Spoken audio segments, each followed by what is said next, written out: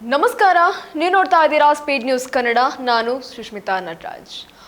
ವೀಕ್ಷಕರೇ, ಈ ಸಾರಿಗೆ ಸಂಸ್ಥೆಗಳಲ್ಲಿ, ಸಾರಿಗೆ ಇಲಾಖೆಯಲ್ಲಿ ಇದೀಗ ಒಂದು ಬೇಜವಾಬ್ದಾರಿತನದ ಒಂದು ಕೆಲಸ ಇದೀಗ ಕಣ್ಣಿಗೆ ಬಿದ್ದಿರುವಂಥದ್ದು, ಅದೇ ರೀತಿ ಬೆಳಕಿಗೆ ಬಂದಿರುವಂಥದ್ದು.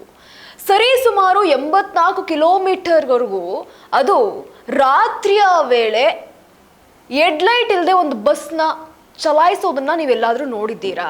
ಚಲಿಸೋದನ್ನ ನೀವು ನೋಡಿದ್ರು ಹೆಡ್ಲೈಟ್ ಇಲ್ಲದೆ ಓಡಿಸಿರೋದನ್ನ ನೀವೆಲ್ಲಾದರೂ ನೋಡಿದ್ದೀರಾ? ಆದರೆ ಇದೀಗ ಕಲಬುರಗಿಯಲ್ಲಿ ಎಂಥ ದುರ್ಘಟನೆ ನಡೆದಿದೆ ಅಂತ ಅಂದರೆ, ಸಾರಿಗೆ ಇಲಾಖೆಗೆ ಇದು ಎಂಥ ದುರ್ಸ್ಥಿತಿ ಬಂದಿದೆ ಅನ್ನುವಂತಹ ಸ್ಥಿತಿ ಇದೀಗ ಬಂದು ನಿಂತಿರುವಂಥದ್ದು. ಯಾಕೆ ಅಂತ ಅಂದರೆ, ಸಾಲು ಸಾಲು ಅಪಘಾತದ ನಡುವೆಯೂ ಸಹ ಇದೀಗ ಸಾರಿಗೆ ಇಲಾಖೆ ಎಚ್ಚೆತ್ಕೊಳ್ತಾ ಇಲ್ಲ.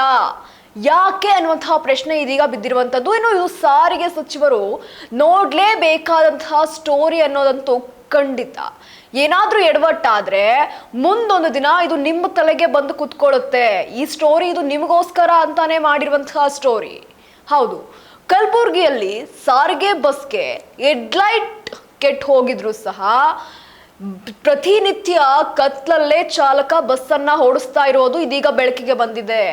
ಏನಾದ್ರೂ ಒಂದೇ ಒಂದು ಚೂರು ಯಾಮಾರದು ಸಹ ಪ್ರಯಾಣಿಕರ ಜೀವಕ್ಕೆ ಕುತ್ತು ಬರೋದಂತೂ ಇಲ್ಲಿ ಕಟ್ಟಿಟ್ಟ ಬುತ್ತಿ. ಇಂತಹ ಪರಿಸ್ಥಿತಿಯಲ್ಲೂ ಸಹ ಅಧಿಕಾರಿಗಳು ಯಾವುದೇ ರೀತಿಯಲ್ಲೂ ಗಮನವನ್ನ ಕೊಟ್ಟಿಲ್ಲ. ಇದು ಅವ್ರ ಗಮನಕ್ಕೂ ಸಹ ಬಂದಿಲ್ವಾ?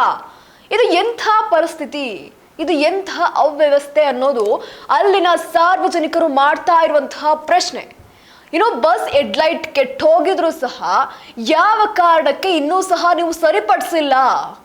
ಇನ್ನು ಕಲಬುರಗಿಯಿಂದ ಚುಂಚಳ್ಳಿ ಮಾರ್ಗಕ್ಕೆ ಅಂದರೆ ಈ ಮಧ್ಯ ಮಾರ್ಗದಲ್ಲಿ ಸಂಚರಿಸುವಂತಹ KSRTC ಬಸ್ನಲ್ಲಿ ಪ್ರತಿನಿತ್ಯ ಪ್ರಯಾಣಿಕರು ಒಂದು ರೀತಿ ಜೀವವನ್ನ ಕೈಯಲ್ಲಿ ಇಟ್ಕೊಂಡು ಬಸ್ಸನ್ನ ಓಡಿಸುವಂತಹ ಪರಿಸ್ಥಿತಿ ಬಂದಿದೆ. ಪ್ರಯಾಣಿಕರು ಇನ್ಯಾವ ರೀತಿ ಕೂತಿರ್ಬೋದು?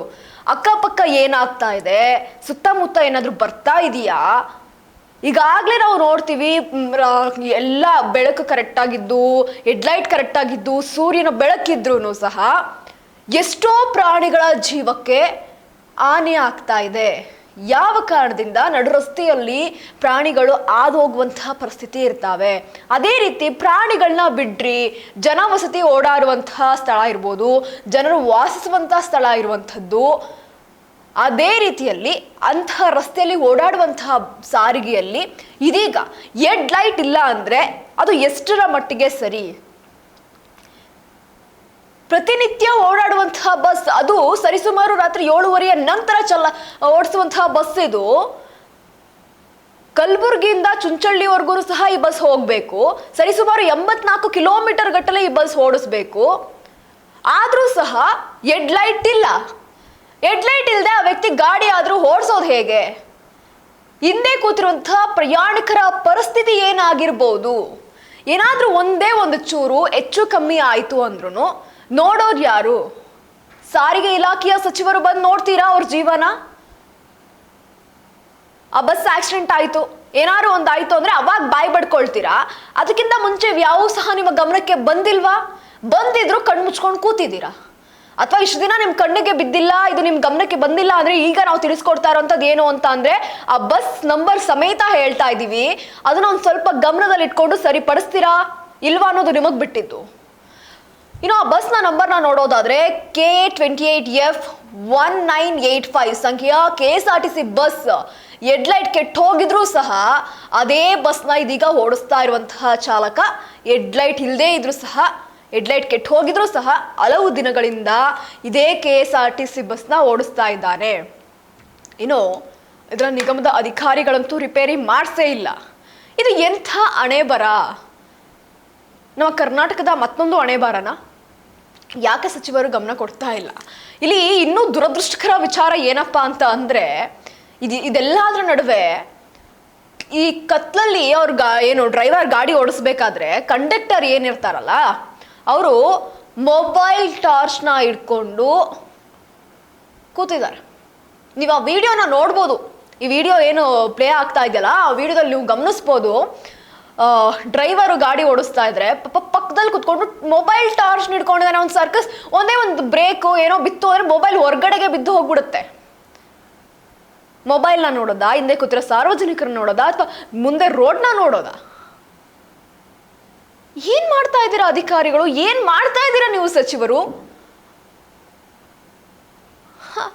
ಎಲ್ಲಿಗೆ ಬಂದು ನಿಂತಿದೆ? ಇನ್ನು ಅಧಿಕಾರಿಗಳು ಬಸ್ ಹೆಡ್ಲೈಟ್ನ ಸರಿ ಮಾಡಿಸ್ತಾರಾ ಇಲ್ವಾ? ಅಲ್ಲ, ಮಾಡಿಸ್ಬೇಕಾಗಿರೋದು ಅಂತಹ ಅನಿವಾರ್ಯ. ಅವ್ರು ಮಾಡಿಸ್ತಾ ಇಲ್ಲ ಅನ್ನುವಂತಹ ಕಾರಣದಿಂದ ಅನಿವಾರ್ಯವಾಗಿ ಆ ಚಾಲಕ ಆ ಕತ್ತಲೂ ಸಹ ಬಸ್ನ ಓಡಿಸ್ತಾ ಇರುವಂತಹ ಸ್ಥಿತಿಯನ್ನ ನೋಡಿದ್ರೆ ಅಯ್ಯೋ ಅನ್ಸ್ಬೇಕು. ಅವನಿಗೆ ಜೀವ ಇಲ್ವಾ? ಹಿಂದೆ ಕೂತಿರೋ 50-60 ಜನ ಜೀವನ ಅವನ ಕೈಯಲ್ಲಿ ಹಿಡ್ಕೊಂಡು ಅವ್ರಿಗೇನೂ ಆಗದೆ ಇರೋ ರೀತಿ ಆ ಕತ್ಲಲ್ಲೂ ಸಹ ಬಸ್ನ ಓಡಿಸ್ಕೊಂಡು ಚುಂಚಳ್ಳಿವರೆಗೂ, ಅಂದ್ರೆ ಸರಿಸುಮಾರು 84 ಕಿಲೋಮೀಟರ್ವರೆಗೂ ಅವ್ನು ಬಸ್ ಓಡಿಸ್ಕೊಂಡು ಹೇಗೆ? ಅದರಲ್ಲೂ ಸಹ ಪಕ್ಕದಲ್ಲಿ ಕೂತಿರುವಂತಹ ಕಂಡಕ್ಟರ್ ಪಾಪ ಮೊಬೈಲಲ್ಲಿ ಟಾರ್ಚ್ನ ಹಾಕಿ ರಸ್ತೆಯನ್ನ ತೋರಿಸುವಂತಹ ಸ್ಥಿತಿ ನಿರ್ಮಾಣ ಆಗ್ಬಿಟ್ಟಿದೆ. ಒಂದು ಹೆಡ್ಲೈಟ್ ಹಾಕ್ಸಕ್ಕೆ ನಾಚಿಕೆ ಮಾಡೋ ಮರ್ಯಾದೆ ಇಲ್ವೇನ್ರಿ ನಿಮ್ಗೆ? ಎಲೆಕ್ಷನ್ ಬಂತು ಅಂದ ತಕ್ಷಣ ನಾನ್ ಸಚಿವ ಅಂತ ಬಂದು ನಿಂತ್ಕೊಳ್ತೀರಾ. ಬಸ್ಗೆ ಒಂದು ಹೆಡ್ಲೈಟ್ ಹಾಕ್ಸೋಕೆ ನಿಮ್ಗೆ ಆಗ್ತಾ ಇಲ್ಲ. ನಿಮ್ಮ ಬೇಜವಾಬ್ದಾರಿತನ, ನಿಮ್ಮ ಅಹಂಕಾರಗಳು ಇಲ್ಲಿ ಕಂಡು ಬರ್ತಾ ಇದೆ. ಎಲ್ಲಿಗೆ ಬಂದು ನಿಂತಿದ್ದೀರಾ? ಒಂದ್ ರೀತಿ ಇದು ಹೇಗಾಗ್ಬಿಟ್ಟಿದೆ ಗೊತ್ತಾ? ಇದು ನಮ್ಮ ಸಾರಿಗೆ ಇಲಾಖೆಯ ಬೇಜವಾಬ್ದಾರಿತನದ ಒಂದು ಕೈಗನ್ನಡಿ. ಈ ರೀತಿ ತೋರಿಸ್ಬೋದು ಯಾರಿಗೆ ಆದ್ರೂ. ಈ ಲೆವೆಲ್ಗೆ ಬಂದು ನಿಂತಿದ್ರ ಈ ರೀತಿ. ಒಂದೇ ಒಂದು ಜೀವಕ್ಕೆ ಏನಾದ್ರೂ ಹಾನಿ ಆಯ್ತು ಅಂದ್ರೆ ಇಡೀ ಸಚಿವರಿಗೆ ಮಾಯಿಗೆ ಬಂದಂಗೆ ಬೈತಾರಲ್ಲ, ಅವತ್ತು ಗೊತ್ತಾಗುತ್ತೆ ನಿಮಗೆ. ಎಷ್ಟೇ ತಿಳಿಸಿ ಎಷ್ಟೇ ಹೇಳಿದ್ರು ನಿಮಗೆ ಅಲ್ಲಿವರೆಗೂ ಗೊತ್ತಾಗಲ್ಲ. ಸರಿ ಸುಮಾರು 84 ಕಿಲೋಮೀಟರ್ ರೀ, 84 ಕಿಲೋಮೀಟರ್. 1 ಕಿಲೋಮೀಟರೇ ಆಗ್ಲಪ್ಪ, ಲೈಟ್ ಇಲ್ಲ ಅಂದ್ರೆ ಹೆಂಗ್ ತಾನೇ ಓಡಿಸ್ತಾರೆ ಗಾಡಿನ? ಪ್ರತಿನಿತ್ಯ 7:15 ಈ ಗಾಡಿ ಹೊರಡುತ್ತೆ. 84 ಕಿಲೋಮೀಟರ್ ಇರುವಂತಹ ಚುಂಚುಳಿಗೆ ಕಲಬುರಗಿಯಿಂದ ಹೊರಡುವಂತಹ ಬಸ್ ಇದು. ಹೆಡ್ಲೈಟ್ ಕೆಟ್ಟು ಹೋಗಿದ್ರು ಸಹ ಈ ಸಾರಿಗೆ ಹೋಗ್ತಾ ಇದೆ. ಒಟ್ಟಾರೆ ಅತ್ಯಂತ ಅಪಾಯಕಾರಿ ಪರಿಸ್ಥಿತಿಯಲ್ಲೂ ಸಹ ಈ ಬಸ್ಸು ಕೊನೆ ಬಸ್ ಆಗಿರೋದ್ರಿಂದ ಈ ಬಸ್ನ ಯಾರು ಸಹ ಮಿಸ್ ಮಾಡ್ಕೊಳ್ಳಲ್ಲ. ಸಾಕಷ್ಟು ಜನ ಈ ಬಸ್ನ ಹತ್ತಿರ್ತಾರೆ. ಯಾವ ರೀತಿ ಪ್ರಯಾಣವನ್ನ ಮಾಡಿರ್ಬೇಕು, ಒಂದು ಚೂರು ಯಾಮಾರ್ದು ಸಹ ಪ್ರಯಾಣಿಕರ ಜೀವದಿಂದ ಹಿಡಿದು, ಡ್ರೈವರಿಂದ ಹಿಡಿದು, ಕಂಡಕ್ಟರಿಂದ ಹಿಡಿದು ಎಲ್ಲರ ಜೀವವೂ ಸಹ ಅಪಾಯದಲ್ಲಿ ಸಿಲುಕಿರುತ್ತೆ. ಇಷ್ಟೆಲ್ಲ ಆದ್ರೂ ಸಹ ಅಧಿಕಾರಿಗಳು ಮಾತ್ರ ಇದರ ಕಡೆ ಗಮನ ಕೊಟ್ಟಿಲ್ಲ. ಎಲ್ಲಿಗೆ ಬಂದು ನಿಂತಿದೆ? ಸಚಿವ ಸ್ಥಾನ, ಅಧಿಕಾರಿಗಳು ಸರ್ಕಾರಿ ಕೆಲಸಕ್ಕೆ ಮಾತ್ರ ಸೀಮಿತ ಆಗಿರುವಂತಹ ಅಧಿಕಾರಿಗಳೇ ಇದು ನಿಮ್ಮ ಗಮನಕ್ಕೆ. ದಯವಿಟ್ಟು ಇದನ್ನ ಸರಿಪಡಿಸ್ತೀರಾ ಅಥವಾ ಜನರ ಜೀವವನ್ನ ತೆಗಿತೀರಾ? ಇವೆಲ್ಲವೂ ಸಹ ನಿಮಗ್ ಬಿಟ್ಟಿದ್ದು. ಇದಾಗಿತ್ತು ಈ ಕ್ಷಣದ ಸುದ್ದಿ. ಮತ್ತಷ್ಟು ಅಪ್ಡೇಟ್ಸ್ಗಾಗಿ ನೀವು ನೋಡ್ತಾ ಇರಿ ಸ್ಪೀಡ್ ನ್ಯೂಸ್ ಕನ್ನಡ. ಸುದ್ದಿ ನಿಮ್ಮದು, ವೇಗ ನಮ್ಮದು.